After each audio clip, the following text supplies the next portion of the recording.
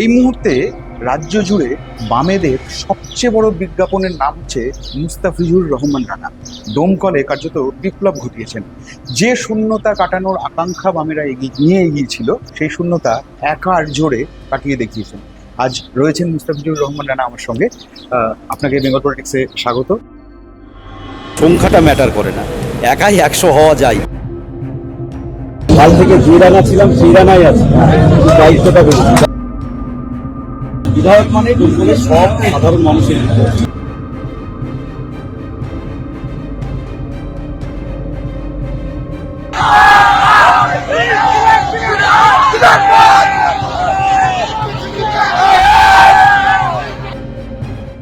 অভিষেক সেনগুপ্ত আমার নাম।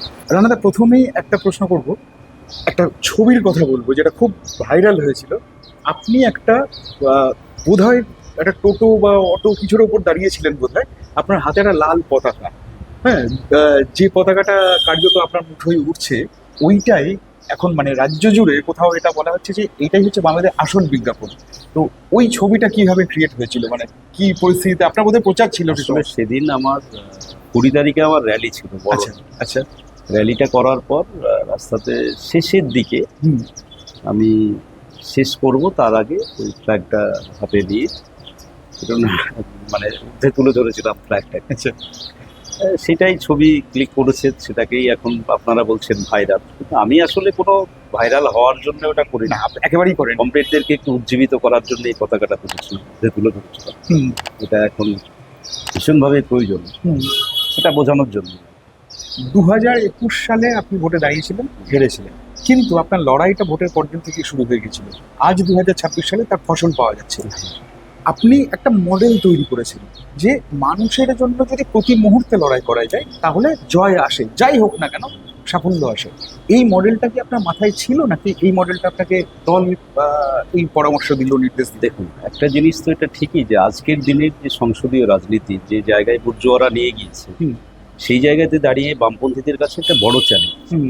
আমাদের কাছে না আছে অর্থ, না আছে মাসল পাওয়ার, না আমরা কর্পোরেট প্রশাসনকে ব্যবহার করতে পারবো। যার ফলে বামপন্থীদের কাছে একটাই ভরসা হওয়া দরকার, যেটা আমাদের আছে, সেটা জনসংযোগ এবং নিবিড় জনসংযোগ, মানুষের আপদে বিপদে থাকা। আমি অন্তত লক্ষ্য করেছি, একটা বুথে মানুষ ভোট দিতে যাওয়ার আগে যেটা ভাবে, কিছু পেলাম না পেলাম, তার থেকেও বড় ভাবে যে আমি যাকে ভোট দিতে যাচ্ছি সে আমার 365 দিন বিপদে থাকে, বা আমি কোনো বিপদে পড়লে এদেরকে আগে পাবো। তাহলে সেই অনুযায়ী যদি আপনি ভোটভিত্তিক সংগঠন 365 দিনে তৈরি করতে পারেন, আমি বলছি না ডোমকলে আমরা 100% এটা করতে পেরেছি, কিন্তু বেশিরভাগ জায়গাতে করতে পেরেছি। যদি 300টা বুথ থাকে, তাহলে অন্তত 200টা বুথে অ্যাক্টিভলি 365 দিন এই কাজটা করার মতো কর্মী আমাদের থাকে ডোমকলে। আচ্ছা। এবং সেটাকেই নাড়াচাড়া করা, এবং তার থেকে হচ্ছে যে এবারে পার্টি যে পরিকল্পনা আমাকে দিয়েছিল, রাজ্য পার্টি পরিকল্পনা আমাদের যেটা দিয়েছিল, সেইটাকে একদম নিখুঁতভাবে বাস্তবায়ন করা। তার সাথে সাথে এলাকার কিছু ডিমান্ড থাকে, লোকাল দাবিগুলো থাকে, তা নিয়ে আন্দোলন করা। আর ব্যক্তিগতভাবে যে মানুষের কাছে থাকা যে না, আমি একে ভোট দিলে তাহলে রানা আমার কাছের মানুষ, বা XYZ আমার কাছের মানুষ। এইটা ছাড়া তো বামপন্থীদের কাছে কিছু পাওয়ার মানে কিছু নেই আমাদের। আমরা অর্থ বলে ওদেরকে পারবো না। তাহলে এটাকেই সম্পাদ করে গত 21 সালের পর থেকে যে শিক্ষার যে ত্রুটিগুলো আমার হয়েছিল আমাদের পার্টির দমকলের ক্ষেত্রে পর্যালোচনা করে দেখেছিলাম, সেই ত্রুটিগুলো সংশোধন করার চেষ্টা করছি, বা সেইটুকু।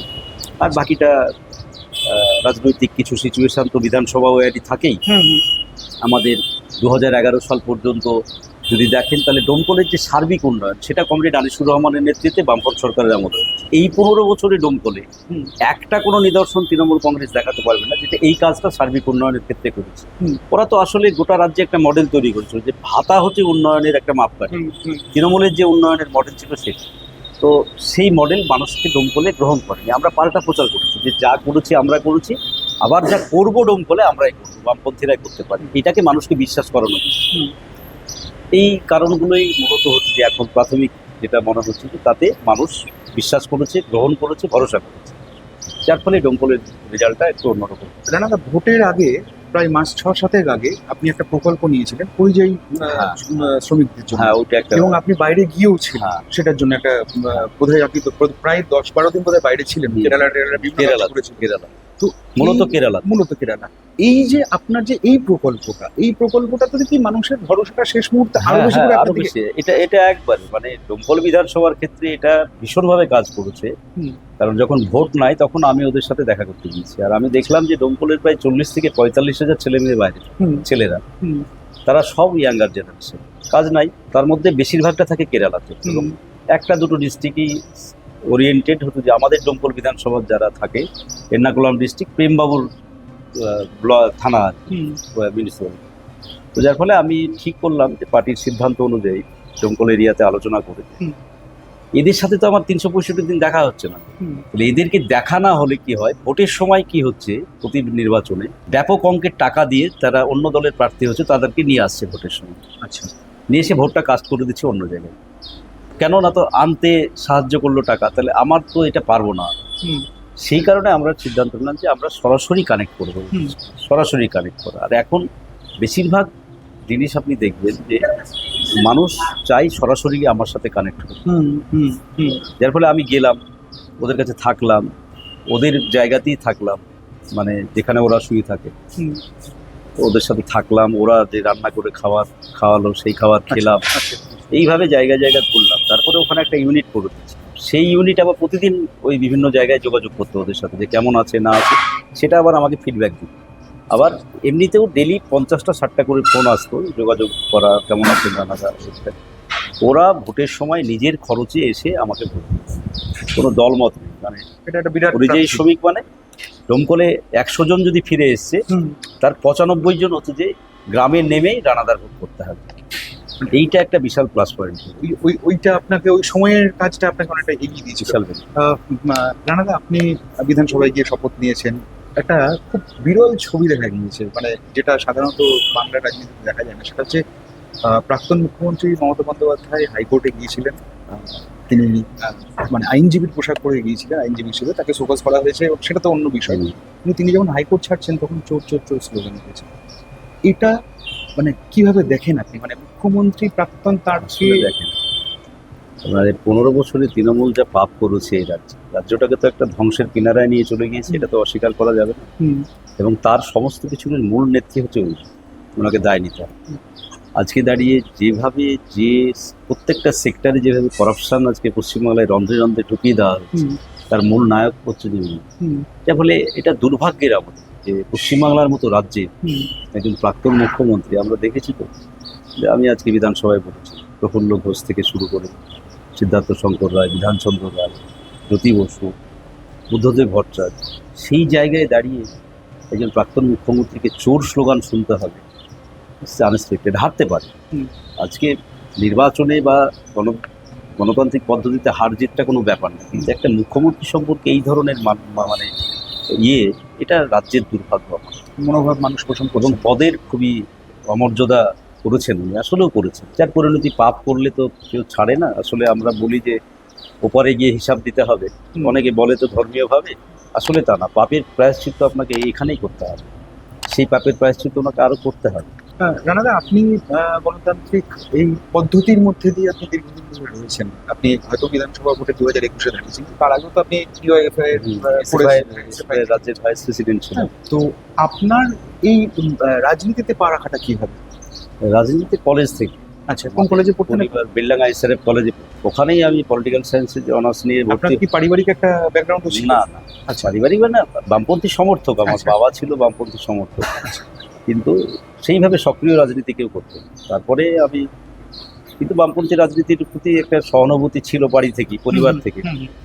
কলেজে ভর্তি হওয়ার পর ইচ্ছা ছিল মনে মনে যে রাজনীতিতে ঢুকবো, সেইটা পলিটিক্যাল সায়েন্সে অনার্স নিলাম আমি বিল্ডাঙ্গা কলেজে। তারপরে সংসদ নির্বাচনে আমাকে প্রার্থী করে, এই প্রার্থী করা থেকে তারপরে জিতলাম, জেতার পর থেকেই শুরু হলো এসএফআই রাজনীতি করা। তারপরে তখন আমার বাড়ি ডোমকলে, কিন্তু বেলডাঙ্গায় আমি জোনাল সেক্রেটারি ছিলাম। আচ্ছা। মানে এসএফআই করতে করতে এমন একটা, তারপরে ইউনিভার্সিটিতে হওয়ার পরে তো জেলা সেক্রেটারি হলাম 2007 সালে। 7 সাল থেকে 14-15 সাল পর্যন্ত জেলা সেক্রেটারি ছিলাম। রাজ্যের ভাইস প্রেসিডেন্ট একবার ছিলাম, ভাইস সেক্রেটারি একবার ছিলাম, সেন্ট্রাল কমিটি মেম্বার ছিলাম।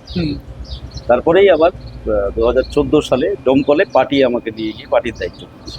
আচ্ছা আচ্ছা, জোনাল মানে সেক্রেটারি, ওখান জোনাল থেকে মূল স্রোতে আপনার পাড়া। পাড়া। আচ্ছা, তারপরে এই তো বৃহত্তর ক্ষেত্রে কাজ করে। রানাদা, আপনার প্রতিটা বক্তব্য ভীষণ রকম মেঠো সংযোগ পাওয়া যায় এটার সঙ্গে আর কি, মাঠের মানুষটা বোঝা যায়। এবং আপনি আমার সামনে বসে রয়েছেন, আপনার পায়ে চপ্পল, আপনি এটা হাওয়াই শার্ট পরে রয়েছেন, হ্যাঁ, মানে কোথাও বাহুল্য নেই আপনার মধ্যে। এটা কি শুধু বামপন্থী আদর্শের কারণে আপনার মানে সেই অর্থে শিক্ষাগুরু আনিসুর রহমান এই কারণে, নাকি আপনি একই সঙ্গে আপনি এই মাঠের সংযোগটাতে বরাবরই ছিলেন? না, এটা তো ঘটনা। আপনাকে যদি শিকড় থেকে বিচ্ছিন্ন হয়ে যায় তাহলে বিপদটা তো হবেই। কারণ বামপন্থীদের শিকড়ের সাথে লেগে থাকতে হবে, এটাই আমাদের শিক্ষা দিয়েছে। আমি শুধু নতুন না, আমাদের এরকম অনেক উদাহরণ আছে। কাকাবাবু থেকে শুরু করে আজকে দাঁড়িয়ে বিমান দেয় যদি দেয়, এই উদাহরণ কোথায় পাবেন আপনি বলেন তো? ভারতবর্ষের একটা পার্টিতে আপনি দেখাতে পারেন বিমানদার মতো কিচ্ছু সাধন করে পার্টির জন্য শুধু সারা জীবন ব্যয় করে নিঃস্বার্থভাবে। তো এই উদাহরণ অনেক আছে আমাদের পার্টিতে। যার ফলে এটা নতুন কিছু না। আপনাকে এই ভাবধারা কমিউনিস্টদের ধরে রাখতে হবে। বাংলাতে কমিউনিস্টদেরকে মানুষ এইভাবেই দেখতে চায়।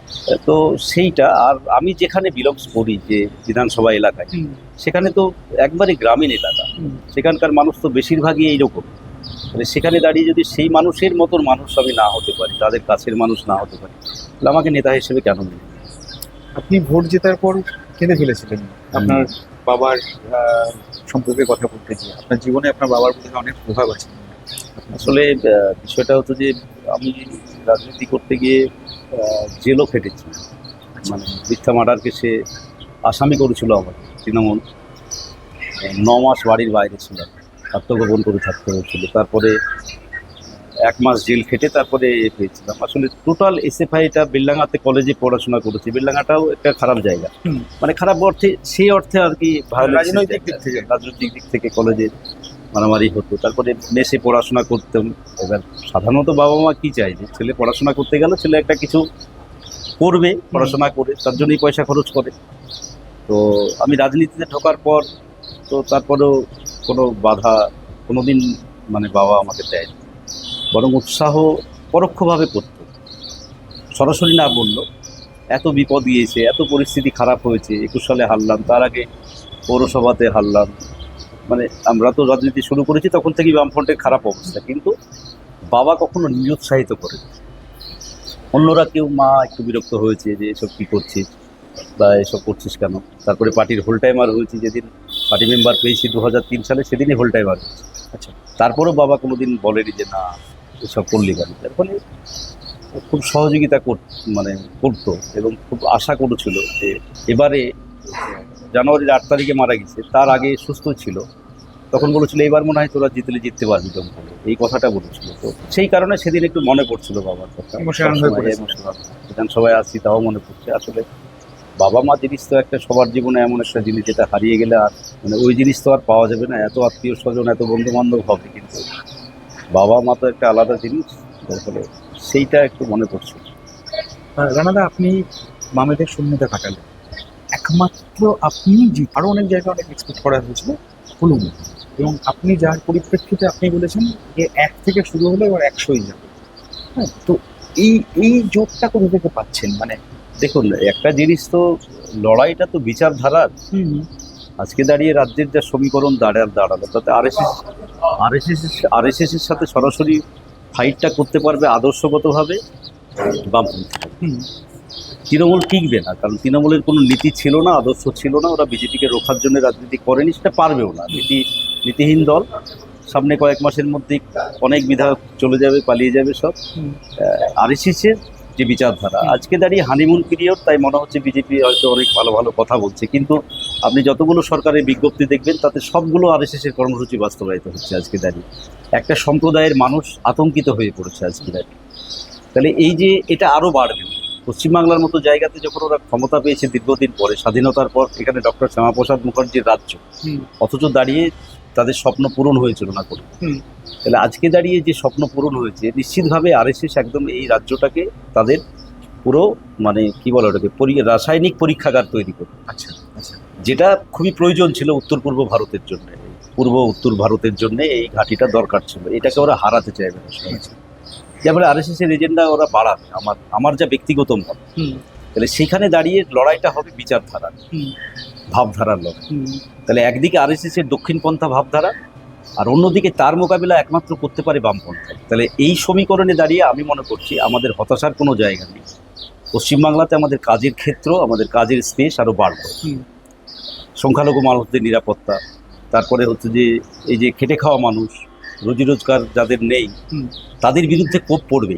কারণ ডাবল ইঞ্জিন সরকার মানে কেন্দ্রীয় সরকারের যে প্রকল্প বা কেন্দ্রীয় সরকারের যে ভাবনা চিন্তা, তারা এটাকে বাস্তবায়িত করবে। এখানে বাস্তবায়িত করা মানে আপনি রুটি রুটিতে আঘাত করবেন। কর্মচারী, মধ্যবিত্ত মানুষ, যারা খেটে খাওয়া মানুষ, তাদের আরও যন্ত্রণা বাড়বে।